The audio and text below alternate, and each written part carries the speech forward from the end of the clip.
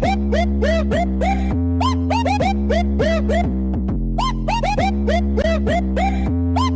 the king of the dance floor. All you want, all you need, I could be your anything. Tell me, girl, what you need. Вы нажали play, а это значит, что вы на канале Hustle TV и смотрите новый выпуск передачи Топ 100. Меня зовут Алексей Устинов, а гости сегодняшней нашей передачи Яна Степочкина. Яна, привет. Привет.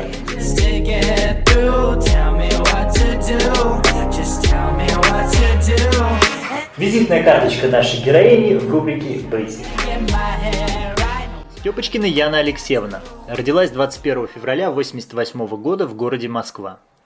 Окончила Московскую академию предпринимательства, факультет менеджмента по специальности HR. Клубная принадлежность U-Dance, Москва. Имеет класс Star в Jack and Jill, многократная финалистка, призер и победитель на различных турнирах.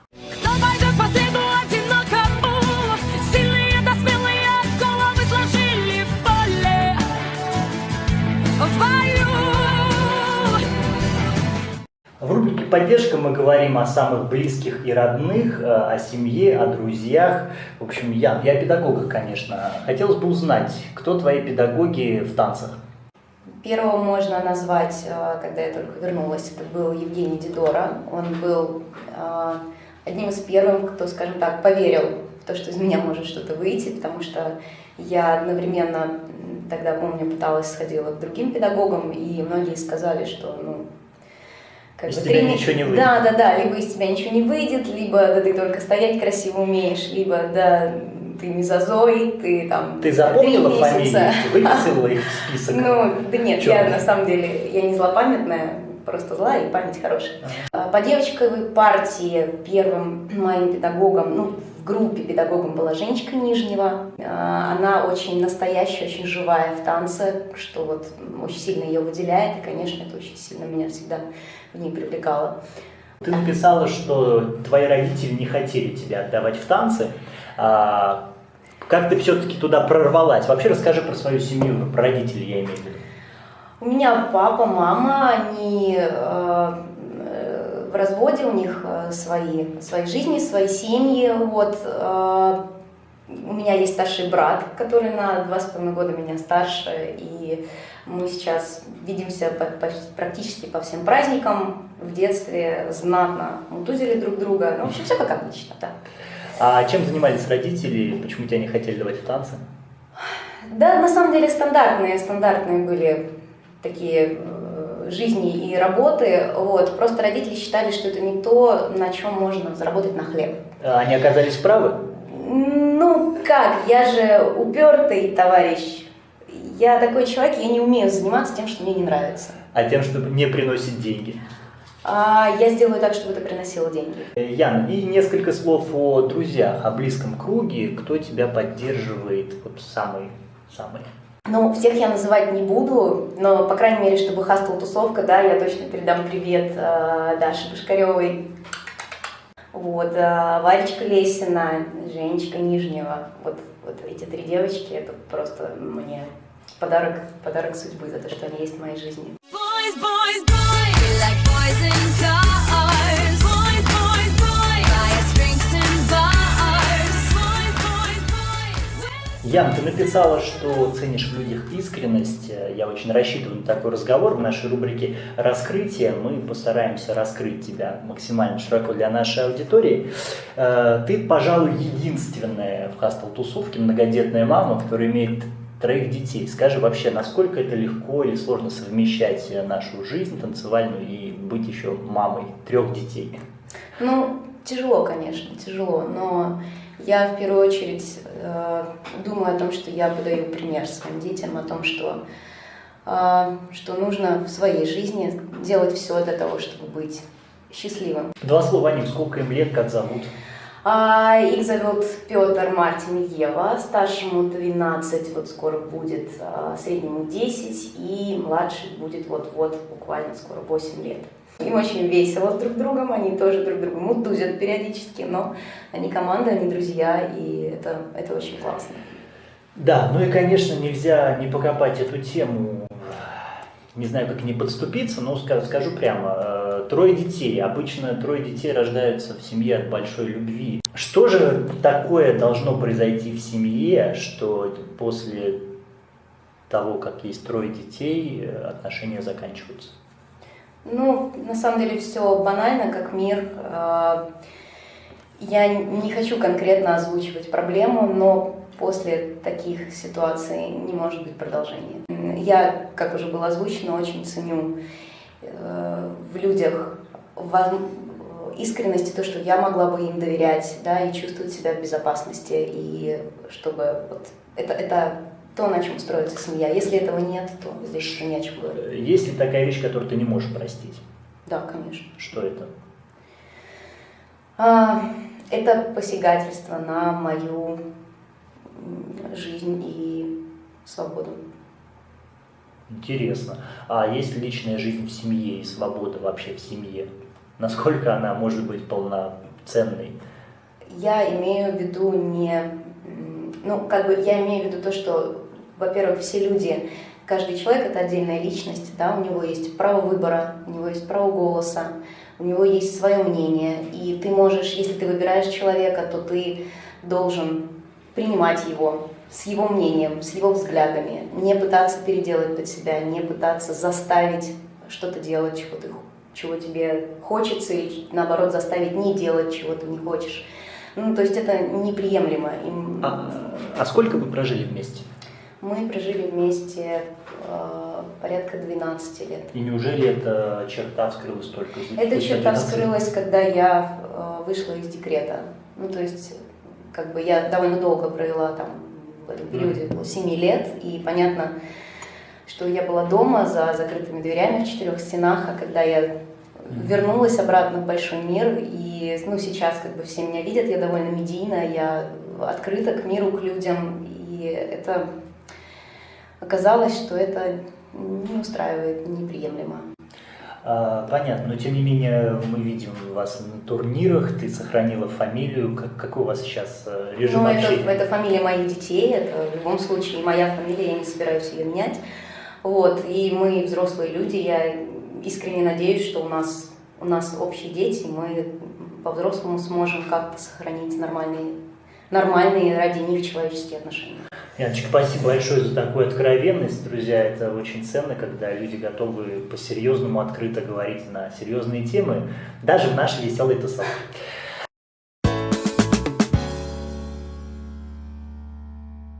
Несколько лет назад у Яны случился пожар.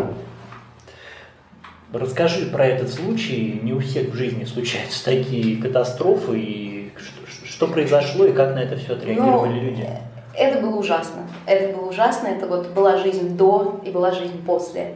То есть все случилось за 40 минут. Я всегда слышала про пожар, но никогда не думала, что это происходит вот по щелчку, потому что за 40 минут просто квартиры не стало. Прямо, то есть вот полностью. В чем причина? Причина — это старый дом 75-й постройки, и это был июль, было очень жарко, закоротила розетка, а рядом стояла сушка с бельем, сухим бельем. Вот, и, соответственно, искра попала там, в общем, все это прям вот, мне даже присылали фотографии соседей, где было видно через окно, как вот огонек, а потом буквально вот тут вот поднялось пламя. Ну, прямо...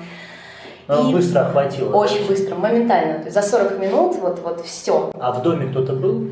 Дома находился мой сын, он быстро увидел дым, он побежал, сказал соседям, и, все в порядке. Слава богу, все живы, все здоровы, материальное, но понятное дело. Но мы, конечно, в тот момент, то есть оказаться на улице с 3 детьми, это было... Это какой год? Это был 2016 год. Вот. Я с тех пор очень не люблю цифру 16, даже если мне попадается номер на конкурсе Айсхак, где есть 16, цифру 16 я прошу поменять. Как на это все отреагировало наше сообщество? Хастл, сообщество, я могу сказать, что мы пережили вообще всю эту ситуацию только благодаря нашей прекрасной хастл-тусовке, вот этому хастл-мире, просто у меня других слов нет. И люди откликнулись отовсюду. То есть такое количество людей писало, нам привозили вещи, нам собирали помощь, нам предлагали там друзья, где нам нужно пожить. Ну, потому что вот в одночасье, то есть я помню, как мне привезли кеды тряпичные, потому что мне не в чем было идти. В день самого пожара приехало тут же около 6 человек, друзей, просто вот принеслась информация. Нет, они приехали в камуфляжных костюмах, молча, с перчатками, сказали привет и ушли вытаскивать горелые вещи из квартиры. Вот, то есть вот ничего вообще ничего не сохранилось. Вообще, то есть от холодильника, чтобы вы понимали, там батареи сгорели, то есть от холодильника, вот большой холодильник, там осталась морозилка такая плавленная. То есть пожарные вообще никак не сработали? Ну, они сработали, но довольно поздно, и все, к сожалению, уже в этот момент не успели. И к чему, как вы пришли, где сейчас живете, продали квартиру? Нет, мы восстановили эту же самую квартиру, все возможно. Заменили проводку? Полностью, там все прям вот вообще, все там сделали, как у людей, там кучу, 100-500 предохранителей теперь, и, ну, то есть, оказывается, даже после такого все реально, все восстанавливается. Материальный вклад вообще, деньги, люди помогали деньгами, насколько это существенный был вклад? Существенно, конечно, это очень существенно, то есть мы только, наверное, через 1,5 года смогли окончательно расставить долги, которые, но если бы не было помощи от сообщества, то я вообще не представляю, как бы вот это все. Ну, можно сказать, что все в прошлом, последствий никаких нету, или все-таки еще история тянется? Я могу сказать, что я наконец могу об этом разговаривать, то есть мы сейчас это обсуждаем, это долгое время была для меня тема табу, потому что оно прям снилось мне в кошмарах, а сейчас я это пережила, у меня есть огромный опыт того, что жизнь не заканчивается, даже в такие моменты, то есть вот ты жив, живы твои дети, живы твои близкие, у тебя 2 ноги, 2 руки, все остальное не важно. Выдохнем, давай. The king of the dance floor. All you want, all you need, I could be your anything. Ну хорошо, сменим тему, поговорим о некоторых профессиональных аспектах твоей деятельности. Танцы – это для тебя основной вид деятельности? Да. Да. Всем известно, что Яна организует необычные турниры, необычные события. Вот хочу немного затронуть тему ивентов. Когда ты организовала первый ивент и что тебя на это сподвигло? Это летние были маленькие турниры, это было в то время, когда еще хастл-сообщество было очень против, категорически против клуба U-Dance, были очень такие большие терки, да, и судьи отказывались судить на наших турнирах, и у нас даже как-то сняли рейтинг на старших номинациях, потому что у нас не набралось судей. А в чем причина? Почему судьи отказывались? Потому отказывались? что были терки руководителей. Вот так, вот клубов. там сверху шапки, да. АСХ?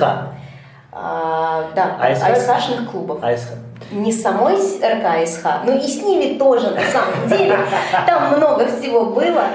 Камень преткновения был в том, что по мне судили по моей клубной принадлежности. И мне пришлось буквально вот год за годом, вот не прямо постоянно мероприятиями доказывать какую-то свою компетентность, доказывать свою надежность. Ну, мне кажется, это основное. Да, какой да, клуб, да. это вообще не имеет значения. Ну, вот оно Лебедев, изначально... Мегаполис, движение там Гриненко. Ну, вот Эля. так сложилось, что изначально воспринимали исключительно, как называли, что, как мне говорили, мы тебя так любим, несмотря на цвет твоей толстовки.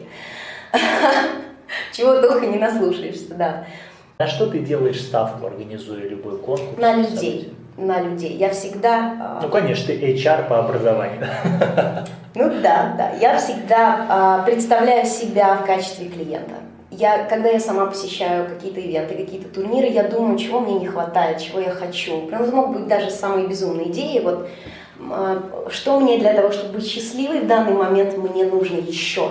И когда я делаю свой турнир, я всегда стараюсь вот, сделать так, чтобы мой внутренний клиент был доволен. То есть окупаемость – это следствие. Когда люди счастливы, они приходят, их много, и тогда будут деньги. Ян, ну а что тебя сподвигло провести первую хастл-конференцию?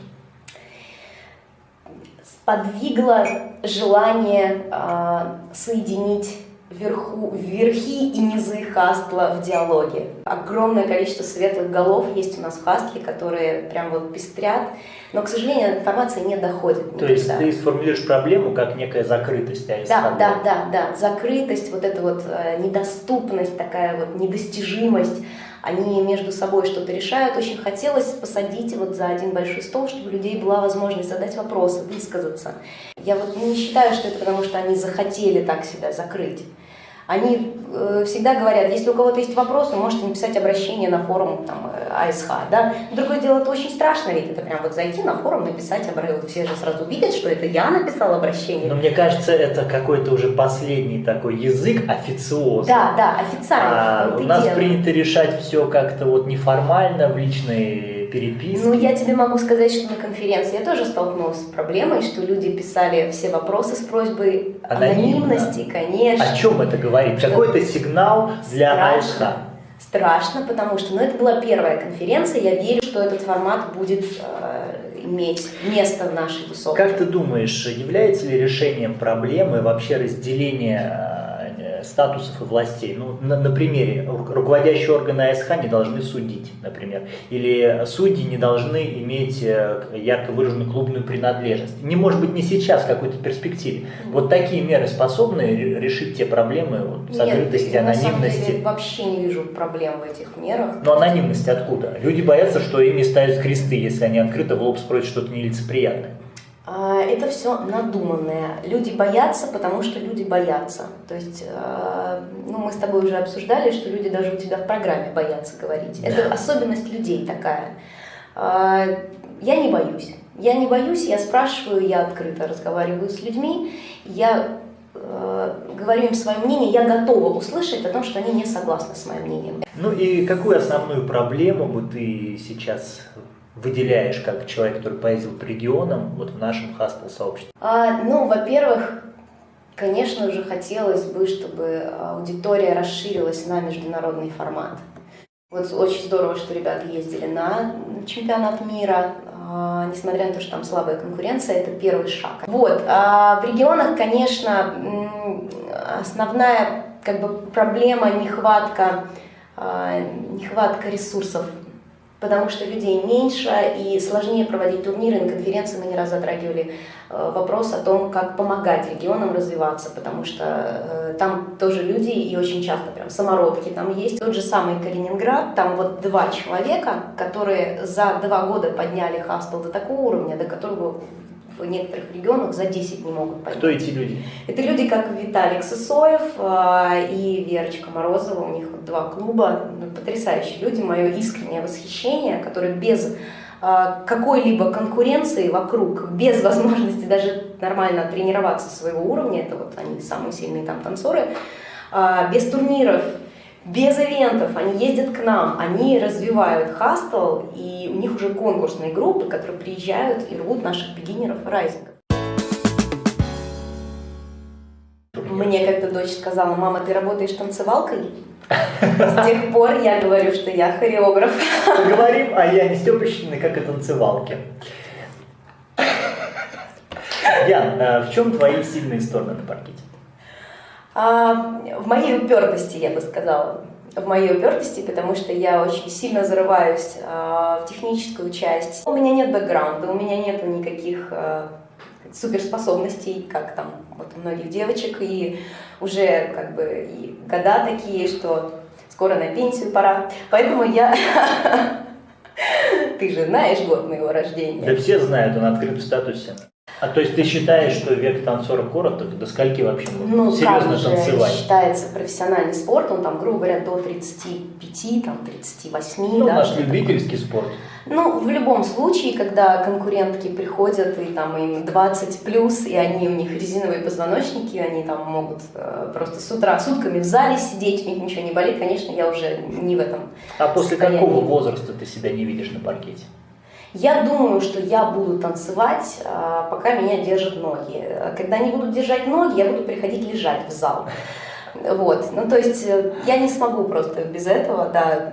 Я буду находить способы, варианты, уйду в бачату, там, или какие у нас еще есть, там, кизомба, вот это вот на месте ставишь. ВКС. Да, почему нет?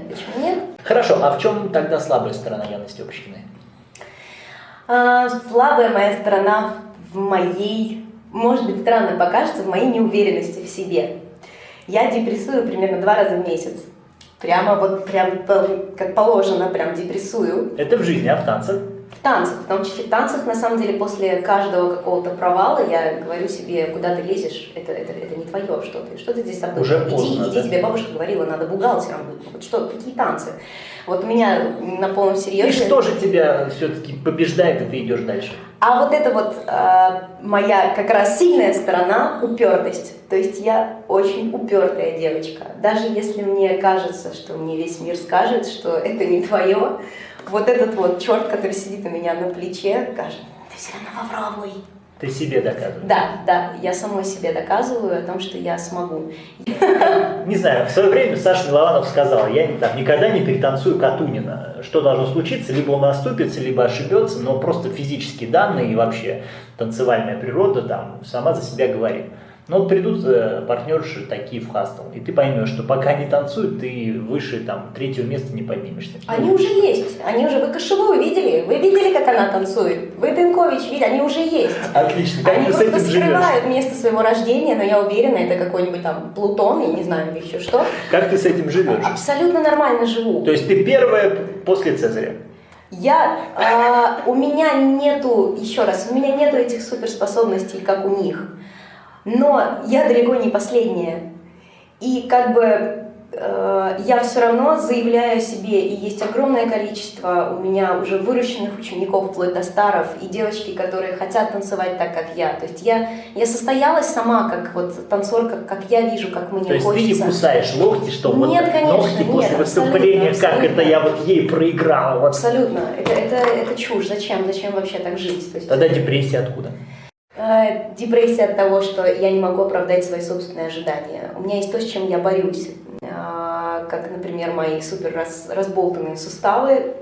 Что с ними случилось? Ты мне написала, что там прям какой-то диагноз? С ними ничего. Это называется дисплазия соединительной ткани. У меня 7 баллов из 9. Это когда вот в каждом суставчике соединительная ткань, которая держит крепко узелок. И когда недостаточно этой ткани, то становишься таким резиновым. Ян, чем это чревато? Мне просто немного страшно. Ты Это... занимаешься такой деятельностью, которая, не знаю, может ли она к инвалидности привести тебя?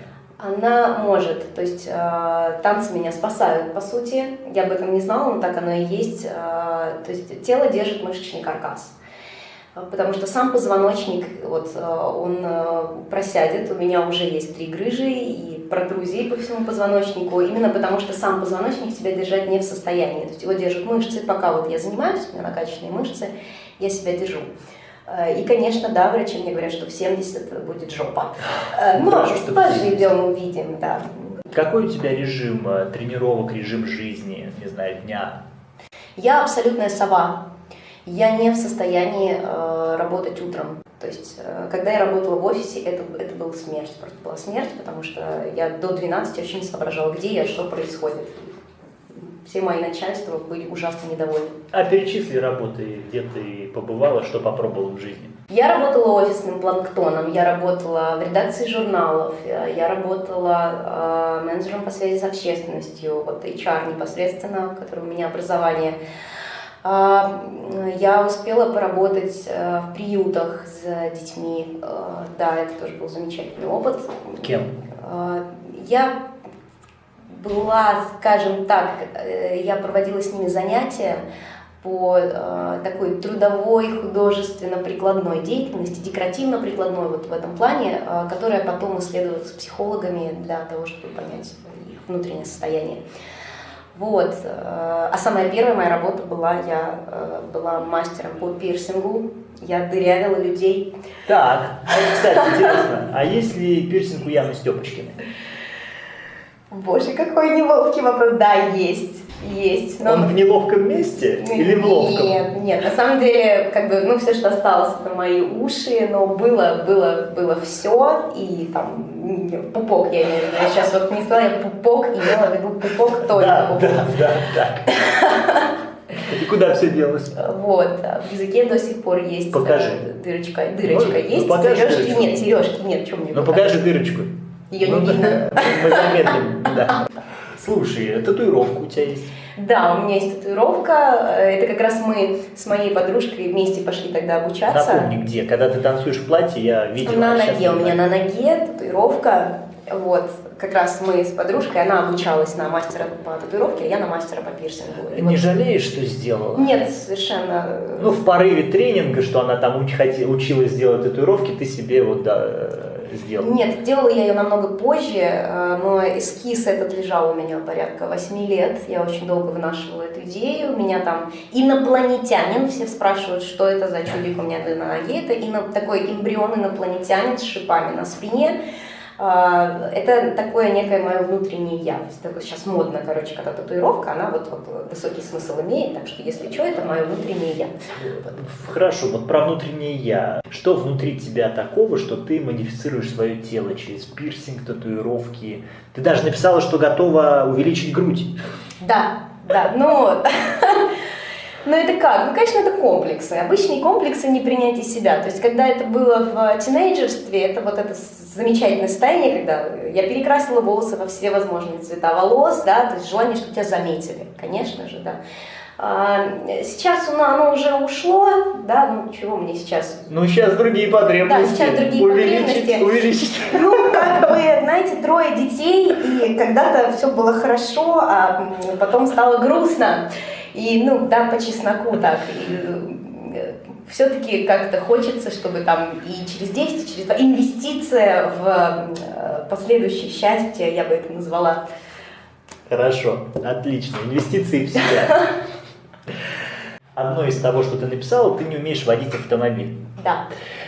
Я предлагаю провести рубрику «Променад на картинге». Пойдем кататься на машинах.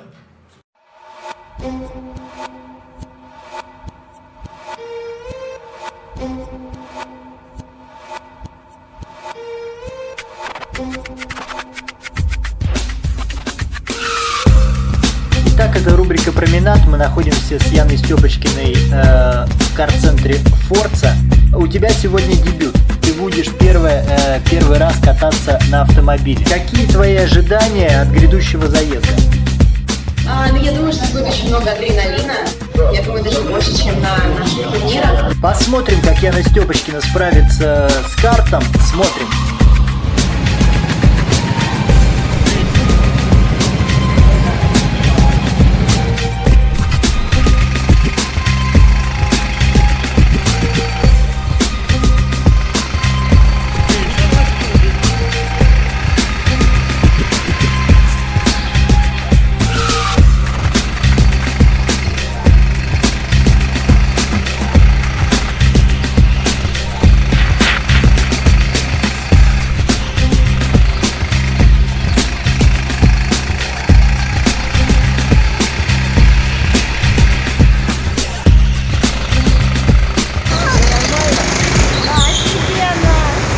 Получилось, да? Ну что, колеса прогреты, Яна попробовала машину, посмотрим, с какой скоростью Яна преодолеет быстрый круг. Челлендж.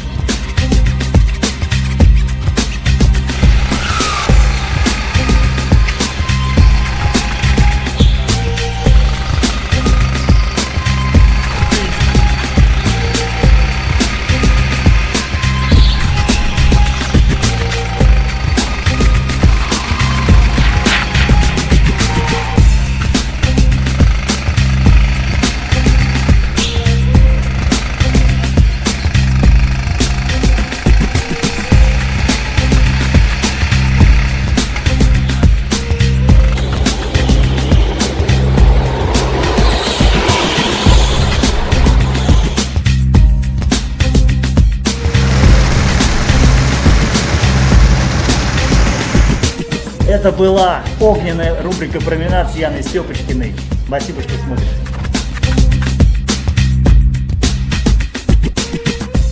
Яна, что у тебя с классикой? Я планирую, я боюсь об этом говорить вслух, но я планирую выходить. Это будет моя 3-я попытка. Бог любит троицу. Вот у меня замечательный партнер, и прекрасная командная работа у нас идет. И То есть мы тебя можем увидеть на челе? Я очень на это надеюсь. немного еще вернусь к теме семейности и танцев. Вообще у нас как-то в сообществе мало разговоров о детях, о семье. У тебя 3 детей. Вообще некоторые девчонки боятся уходить в декрет. Вот ты этот путь прошла. Что ты можешь им сказать?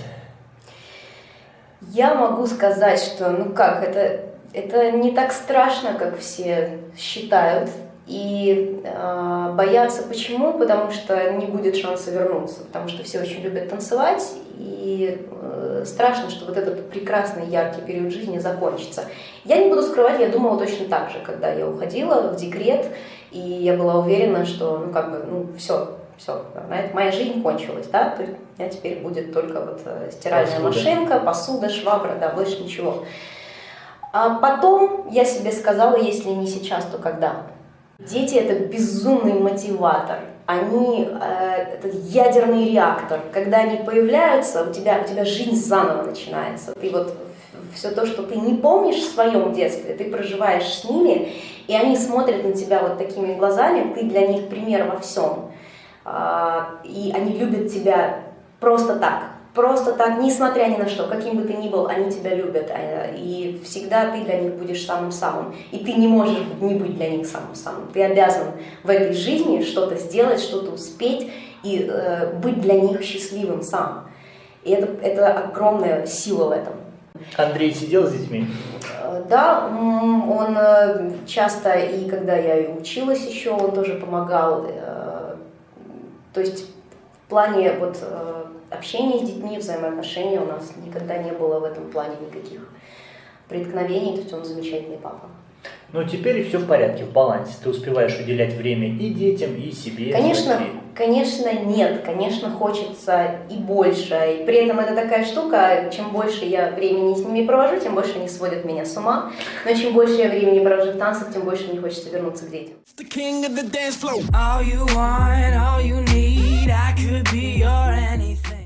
Расскажи, пожалуйста, несколько слов о своем педагогическом подходе. Кто у тебя ученики, есть ли весомые достижения? Их уже огромное количество, на самом деле, за столько лет. В основном это ДНД, конечно же, поскольку я сама танцор, танцевалка, ДНД. Вот, я очень строгий преподаватель, я требовательна к самой себе и требовательна к ученикам. Я ненавижу людей, которые приходят провести время. То есть я избавляюсь от таких в прямом смысле слова даже со своих групп. То есть я сразу вижу человека, который не хочет ничего делать, и в очень скором времени он просто исчезает. Я делаю все для того, чтобы он больше не возвращался. То есть у тебя исключительно спортивный подход? Да, исключительно спортивный подход. Я даже не беру на индивидуальные занятия людей, которые спрашивают о дискотечном танцевании. Скажи, а можно ли где-то сегодня коммерциализировать хастл, если не брать только индивы и преподавание? Вообще наш танец на рынке может восприниматься как шоу-программа, как еще что-то? Есть ли такие примеры? Да. Вот сейчас скоро Новый год, корпоративы вообще. Шоу-программа, да. Другое дело, что действительно такие шоу-номера, которые очень себя классно зарекомендовали, да, вот прям высокого качества, они танцуются нашими топовыми танцорами, а оплата на рынке сейчас из разряда 5-10 тысяч рублей на пару за примерно полчаса выступления. Неплохие деньги. Неплохие деньги, но шоу-номер занимает 2,5 минуты. Что будет делать хастл пара оставшиеся 25? Заполнять, да, одну паузу, да.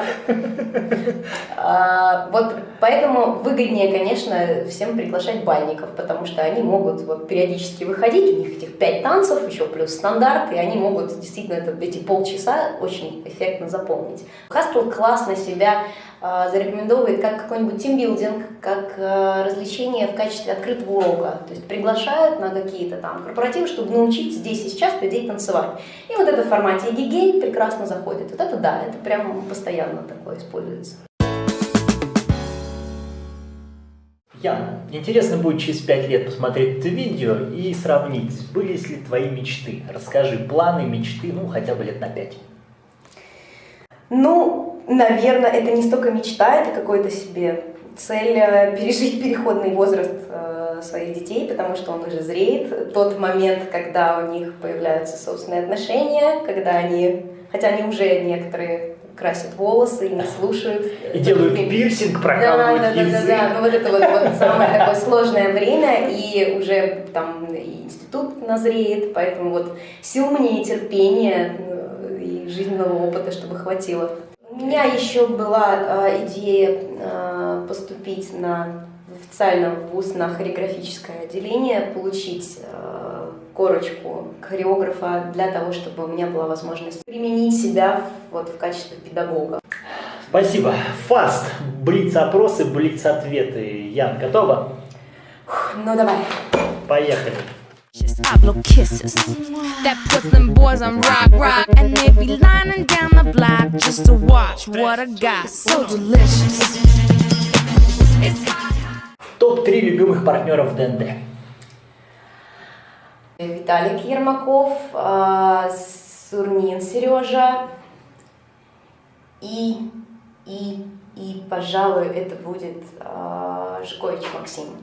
Засунуть руку в банку с пауками или уйти из танцев? О, Господи, прям поплохело. Банка у меня здесь. Боже мой. Нет, в банку с пауками, но я, скорее всего, в обморок жахнусь по-любому рода. Боже мой. Но банка с пауками, да? Да я пошла. Вот она, баночка с пауками. Мотивация или дисциплина? И то. Прям обязательно. Невозможно либо-либо. Что тебя тревожит, а что может огорчить? Если у меня пропадает мотивация, если мне становится все равно. Ну, здесь как в любви, да, у тебя сначала любовь, потом ненависть, а когда тебе становится все равно, это смерть, своеобразная смерть, поэтому вот я этого не люблю больше всего, когда нет никаких эмоций. А что тебя может больше всего обрадовать? Обрадовать? Я не знаю, я на самом деле я умею получать удовольствие от даже самых мелочей. То есть мое утро начинается с кофе и шоколадки. Если у меня есть кофе и шоколадка, я счастлива. Ты написала, что из семьи долгожителей и что эти гены тебя пугают. Сколько бы лет ты хотела прожить? Ну, я думаю, 85 это вот достаточно. Нет, это вот как-то дальше не хочется. Я хочу прожить, пока я сама в состоянии ухаживать за собой, скажем так. Самые большие деньги, которые ты заработала на проведении конкурса? Ну, там обычно, на самом деле, стандартно, то есть от где-то 50 до... Убрано цензурой. В зависимости от спроса. То есть вот как бы Это колеблется. чистые? Да. Хорошенькая яйца. Оказавшись перед Путиным, что ты ему скажешь? Мы научим вас танцевать за 2 месяца. Это была Яна Степочкина. Яна, спасибо большое за откровенность. Смотрите Топ-Стоп. До новых встреч.